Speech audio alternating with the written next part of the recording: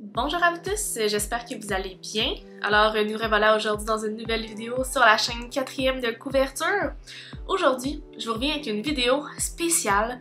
Je décide de m'engager auprès de vous, chers followers, pour choisir les livres que je vais lire cette année. Vous allez me dire, mais voyons, t'es donc bien intense. Mais oui, pourquoi? Parce qu'il y a tellement de livres à lire que si je ne m'engage pas quelque part avec quelqu'un, j'y arriverai pas.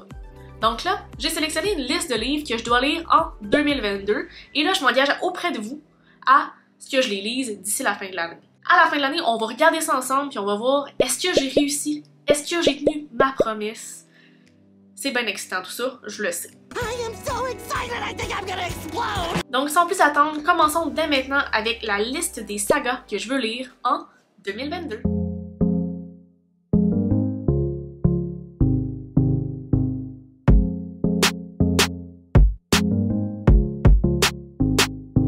First thing first, j'aimerais terminer la saga Grisha de Leigh Bardugo.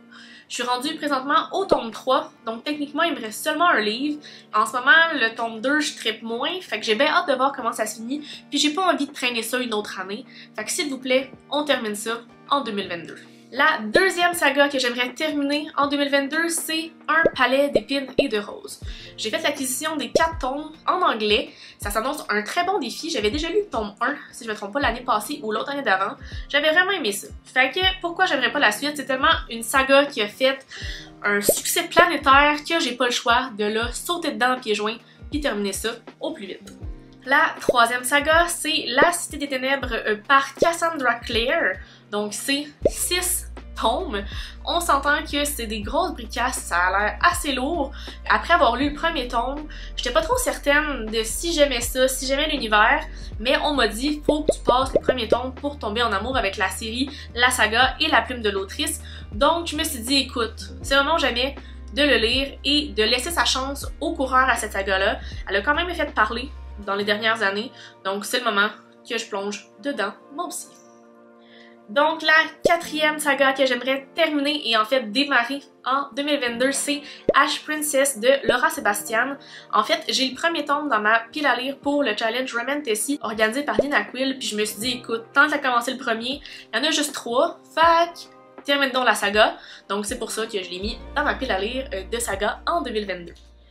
On poursuit avec Rose de Hélène Goodlett. En fait, je l'avais reçue en 2021, si je me trompe pas, et j'avais vraiment apprécié l'histoire. Et là, j'ai vu qu'il y avait le deuxième tome qui était sorti. Fac, comment je suis, moi, s'il y a un premier tome, je veux bien sûr relire le premier tome, parce que je me souviens déjà pas de l'histoire. J'oublie tout au fur et à mesure, et il paraît que c'est de famille. Et bien sûr lire la suite. Donc, on s'occupe de ça cette année. Ensuite, j'aimerais commencer et terminer Spinned Down par Elizabeth Lim. Encore une fois, j'ai le premier livre dans ma pile à lire pour le Challenge Romantasy, donc un livre sur 2, hein? 1 + 1 = 2. Pourquoi pas terminer cette saga-là cette année? Je sais pas si il y a un autre livre qui attend cette saga-là, mais au moins je vais avoir lu les 2 tomes qui étaient disponibles.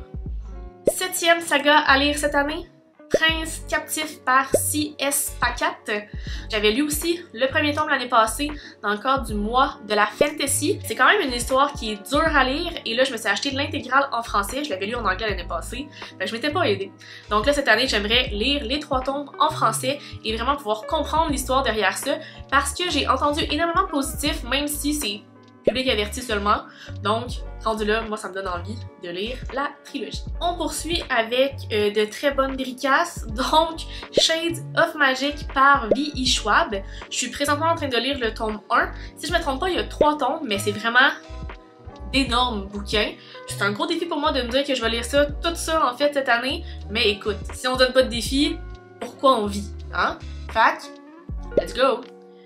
9e saga et non la moindre, Anna Caritas de Patrick Isabelle.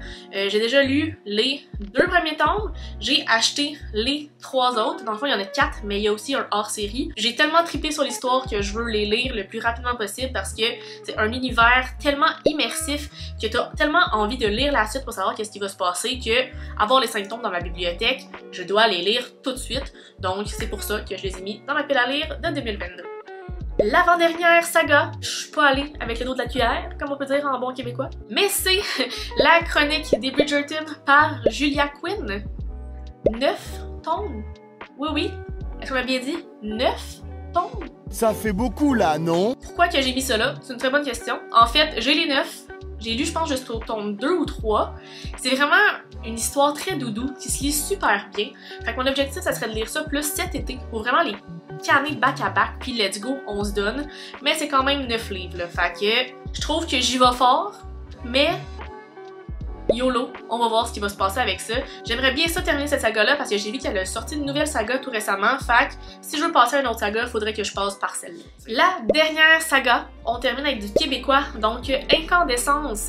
Il y a 3 tomes de Janné Deveau.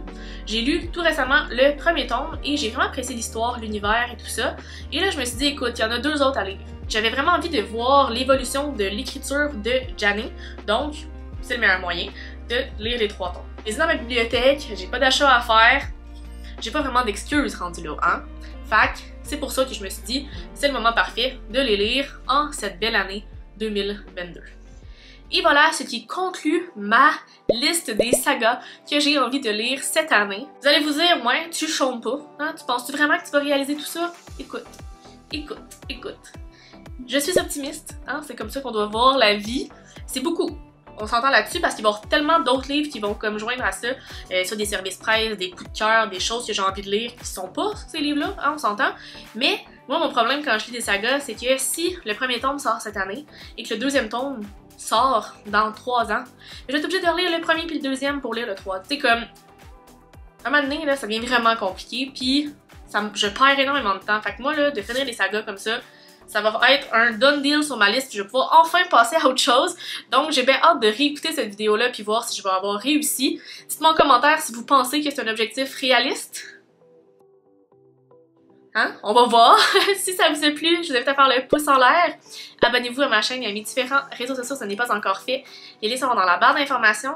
Je vous invite à aller voir ma dernière vidéo, soit mes recommandations de lecture de chalet. Hein, des petits livres doudous tout petits à amener dans sa valise. Et sur ce, je vous souhaite de très belles lectures et on se reparle très bientôt dans une nouvelle vidéo. Bye bye!